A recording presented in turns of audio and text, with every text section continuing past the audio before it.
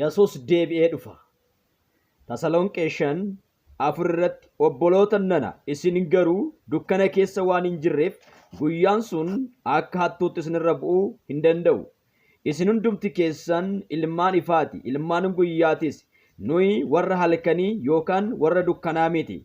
Egaa koottaa hin dammaqna, ofis hin qabna malee akka warra kaanii rafuu hin dhiifna.